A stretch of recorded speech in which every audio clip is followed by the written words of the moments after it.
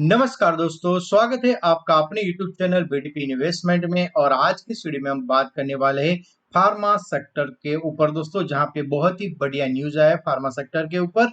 और वहां पे दोस्तों एक बड़े स्टॉक के ऊपर बात करने वाले हैं, जो दोस्तों एक स्मॉल कैप स्टॉक है और वहां पे एक बड़ी तेजी बनने की संभावनाएं बन सकती है। दोस्तों क्यों तेजी आ सकती है, एफआईआई क्यों बाई कर रही है और इम्पोर्टेंट लेवल क्या है, उसके ऊपर भी चर्चा करने वाले हैं दोस्तों। अगर बात करें दोस्तों फार्मा सेक्टर में आज, तो निफ्टी फार्मा आप देख सकते हैं 14,919 का दोस्तों लेटेस्ट ट्रेडिंग प्राइस है। 441 का अपसाइड है, 3.05% की तेजी बनी है दोस्तों। तो यहाँ पे आप देखेंगे दोस्तों 52 वीक हाई के आसपास चल रहा है। सिप्ला में आज बहुत ही बढ़िया तेजी 9.78% की आई, 1173 का हुआ दोस्तों। औरो फार्मा की बात करें तो 836 का दोस्तों यहाँ पे क्लोजिंग आया है, 5.90% का है। और आप देखेंगे Gland, Granules, Natco pharma, Zydus life, Lupin, Ipca lab, Divi's lab, Pfizer, Torrent और दोस्तों मॉर्फेन लेबोरेटरी, सारी जो कंपनियां हैं दोस्तों बहुत ही बढ़िया तेजी के साथ दोस्तों चल रही है। इसके पीछे का रीजन क्या है दोस्तों?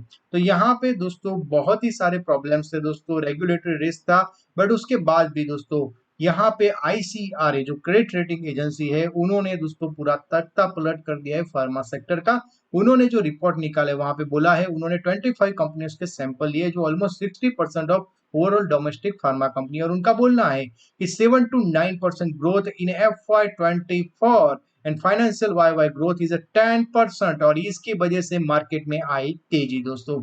अब दोस्तों फार्मा सेक्टर में आ गई तेजी, बट दोस्तों हमें जब स्टॉक स्पेसिफिक अप्रोच करना हो तो लेवल को भी ध्यान में रखना चाहिए। और दोस्तों हम बहुत ही छोटे हिडन जेम्स की बात करने वाले हैं इस वीडियो के अंदर। और यहाँ पे आप देखेंगे जो सपोर्ट है दोस्तों, वो 8 to 10% expansion in the domestic market and 6 to 8% growth in the US market. और जो सैंपल है वो बड़ी बड़ी कंपनी डॉक्टर रेड्डी, सन फार्मा और सिप्ला से लिया गया है। ओवरऑल क्रेडिट प्रोफाइल की बात की जाए तो दोस्तों यहाँ पे हेल्दी दोस्तों रहने वाली है कंपनी की हालत, और स्टेबल और दोस्तों जो अर्निंग्स है उसके ऊपर फोकस है, कंफर्टेबल लेवरेज है एंड कवरेज मैट्रिक्स है एंड स्ट्रॉन्ग लिक्विडिटी पोजीशन है अकॉर्डिंग टू रिपोर्ट।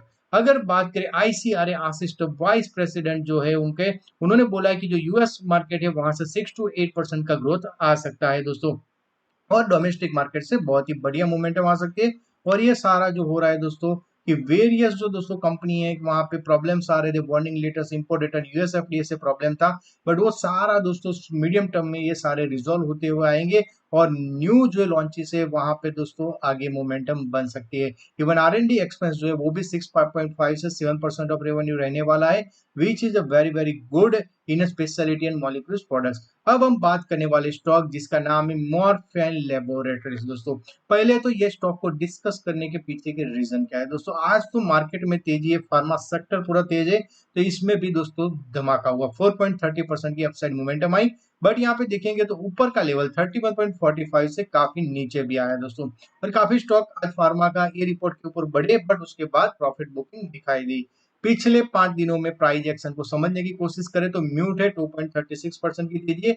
एक मंथ के अंदर 1.14% का डाउन साइड है, और 6 महीने से दोस्तों स्टॉक में 7.82% की तेजी, और एक साल के अंदर दोस्तों 17 पॉइंट का डाउन साइड है। यानी कि स्टॉक चला नहीं है दोस्तों। फार्मा सेक्टर में पूरे प्रॉब्लम्स थे दोस्तों, और पूरा फार्मा सेक्टर दोस्तों प्रॉब्लम में था, बट अब यहाँ पे रिकवरी आ रही है। यहाँ पे जो बेस बना है 25 का, उसके बाद एक बड़ा रिकवरी यहाँ पे बन सकता है। अब यहाँ पे ये लेवल जो है 30.35, वो क्यों इंपॉर्टेंट है उसके ऊपर चर्चा करें। उससे पहले हम चल जाते हैं दोस्तों फंडामेंटल्स के ऊपर। मॉर्फन लेबोरेटरीज जो है दोस्तों, वहां पे एपीआई सेगमेंट से 58% का रेवेन्यू आता है। जब कोरोना काल चल रहा था तब दोस्तों ये कंपनी ज्यादा फोकस में आ गई थी, क्योंकि उसके काफी प्रोडक्ट है जो वहां पे यूज होते थे दोस्तों। मार्केट कैप बहुत ही छोटा है, स्मॉल कैप कंपनी 1549 करोड़ का मार्केट कैप है, और स्टॉक का पी 40 है। आरओसी देखें तो 8.56 है, आरओई देखेंगे तो 5.93 है, बुक वैल्यू 14.7 का है, फेस वैल्यू 2 का है, डेप्ट जो है 25.2 करोड़ है, बहुत ही नॉमिनल डेप्ट है दोस्तों। और यहाँ पे आप देखेंगे प्रॉफिट एंड लॉस स्टेटमेंट, तो यहाँ पे स्टॉक नहीं चलने का रीजन भी है दोस्तों। सेल्स जो 1547 था 2022 में, वो घट कम हुआ है, 14180 हुआ है दोस्तों। ऑपरेटिंग प्रॉफिट मार्जिन में बहुत ही ज्यादा पैनिक है, अब दोस्तों इंप्रूव हो सकता है ऐसी उम्मीदें चल रही है, और उसकी वजह से नेट प्रॉफिट भी काफी कम हो गया था। अगर यहाँ पे एक बढ़िया अपसाइड मोमेंटम आएगा दोस्तों, ऑपरेटिंग प्रॉफिट मार्जिन जो आईसीआर के रिपोर्ट में भी है कि ऑपरेटिंग प्रॉफिट मार्जिन सुधरने वाला है दोस्तों, अच्छा होने वाला है। तो यहाँ पे हो सकता है। शेयर होल्डिंग पैटर्न में देखेंगे प्रमोटर के पास होल्डिंग है 38.22 और एफआईआई जो है 0.89 से 0.96 और उसके बाद एक किया है। सामने डीआईआई हल्का हल्का बेच रही है दोस्तों। पब्लिक के पास होल्डिंग है 58.45 का। अब इम्पोर्टेंट है चार्ट। चार्ट में अगर आप देखोगे तो यहाँ पे आपके सामने मंथली चार्ट है दोस्तों। मंथली चार्ट तभी देखा जाता है कि जब दोस्तों आपका व्यू लॉन्ग टर्म का हो दोस्तों। और लॉन्ग टर्म के व्यू में हमने दोस्तों लोअर एंड जो देखा है वो 2012 का है और हाई एंड आपको जो दिख रहा है दोस्तों जो रैली बनी थी 2021 में कोरोना काल के टाइम जब पीक के ऊपर था कोरोना, उस टाइम पे हाई बना है दोस्तों वो 75 का है। उसका फिबोनाची रिट्रेसमेंट 61.8% का आ रहा है 30.30 का दोस्तों। इस लेवल को दोस्तों लास्ट बार तोड़ा था तो फिर यहाँ पे हमें देखने को मिले थे 50 के लेवल। उसके बाद यहाँ पे तोड़ा तो फिर बहुत ही बढ़िया लेवल मिला। यहाँ पे भी दोस्तों लास्ट प्रीवियसली दोस्तों हमने डिस्कस किया था तब हमें 50 के लेवल देखने को मिल गए थे दोस्तों। 50 के आसपास से नीचे आया था बट यहाँ पे अभी भी तोड़ दिया है दोस्तों। लास्ट मंथ में तोड़ा है। वॉल्यूम भी काफी अच्छा था बट आप देखेंगे तो यहाँ पे वॉल्यूम इतना बड़ा नहीं था और यहाँ पे कंसोलिडेट कर रहा है। यहाँ पे ये मंथ में दोस्तों जुलाई में भी पूरा मंथ उसी के आसपास चल रहा है। अगर चार्ट को थोड़ा सा जूम कर लिया जाए तो आपको समझ में आएगा यहाँ पे वैसे ही चल रहा है। यहाँ पे थोड़ा सा वीकली चार्ट के ऊपर इसको समझने की कोशिश करते हैं। तो वीकली चार्ट के ऊपर आप देखेंगे तो ये जो लेवल है दोस्तों वहां पे 30.30 पे दोस्तों तोड़ रहा है फिर नीचे आके बंद होता है, तोड़ देता है नीचे आके बंद होता है। एक में तो दोस्तों तोड़ के स्टेबल हुआ, दूसरे वीक ही नीचे आ गया, फिर नीचे आया, फिर यहाँ पे तोड़ने की कोशिश कर रहा है। तो अब यहाँ पे आप देखेंगे ऊपर की रेंज में 31.50 का लेवल है और नीचे की रेंज में 30.30 का लेवल है दोस्तों। यानी कि एक रेजिस्टेंस जोन बनता हुआ नजर आ रहा है दोस्तों। इस लेवल को अगर यहाँ पे तोड़ के ऊपर क्लोजिंग दे देता है दोस्तों, यहाँ पे थोड़ा सा डेली चार्ट के ऊपर भी चले जाते हैं तो थोड़ा सा आइडिया आपको और आ जाएगा।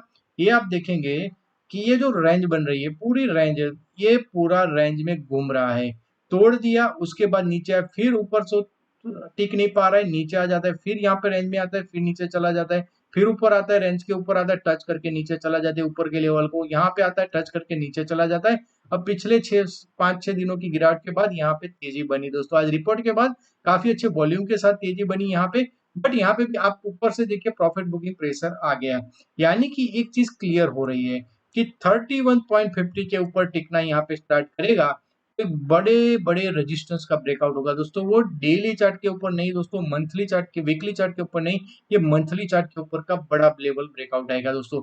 लॉन्ग टर्म का दोस्तों ब्रेकआउट हमें मिल चुका है 30.30 का। अब ये कब हो सकता है? तो जैसे हमने रेणुका शुगर के ऊपर डिस्कस किया था कि रेवेन्यू रेवेन्यू जो है वो बहुत ही इंपॉर्टेंट है हमारे लिए, क्योंकि रेवेन्यू में अगर दोस्तों वहां पे अपसाइड मोमेंटम आएगा तो फिर यहाँ पे इस लेवल को तोड़ते हुए नजर आएगा।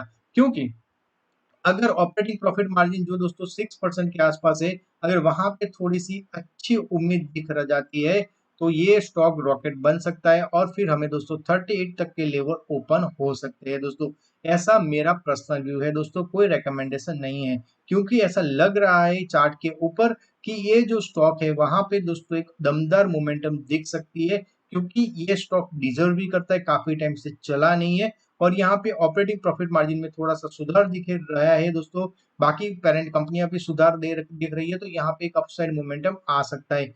ओवरऑल अगर देखा जाए तो पिछले 5 सालों में दोस्तों कोरोना काल का जो टाइम था वहां पे भी दोस्तों उसने हाई बनाया, बट 5 साल में भी नेगेटिव रिटर्न दिया है दोस्तों। कोई अच्छा खासा अच्छा रिटर्न नहीं दिया है। यानी कि स्टॉक बिल्कुल भी चला नहीं है, जबकि रेवेन्यू में प्रॉफिटेबिलिटी आई है। Over the longer of time दोस्तों यहाँ पे बहुत ही ज्यादा नेगेटिव रिटर्न दिया है दोस्तों। कंपनी पिछले कुछ टाइम से दोस्तों एक तरफ से बोल सकते हैं कि दोस्तों लोअर हाइस भी नहीं बना रही है दोस्तों, लो के आसपास मेंटेन कर रहा है, फिर ऊपर चला जाता है और ऊपर से ट्रेंड लाइन जो 2021 के बाद नेगेटिव बना था। तो यहाँ पे ओवरऑल अगर देखा जाए तो कंपनी में दम है। अगर एक बार थोड़े से ऊपर के लेवल देखेगा और दोस्तों बिजनेसेस काफी अच्छे हैं और इम्प्रूवमेंट रिजल्ट में हुआ है, ऐसा नहीं है कि रिजल्ट में इम्प्रूवमेंट नहीं है। आप देखें रिजल्ट काफी बढ़ चुका है दोस्तों, बट स्टॉक का प्राइस कहीं पे भी दोस्तों, नेट प्रॉफिट भी आपको बढ़ता हुआ नजर आया है, बट स्टॉक का प्राइस कहीं पे भी बढ़ा नहीं है। तो जब भी रे रेटिंग का कैंडिडेट है, जब भी दोस्तों यहाँ पे निवेशकों की नजर जाएगी तो ये रॉकेट बनने की स्थिति में हो जाएगा। तो आपको जरूर से ये स्टॉक के ऊपर फोकस रखने की जरूरत है। इस वीडियो को एजुकेशनल पर्पस के लिए ही बनाया गया है।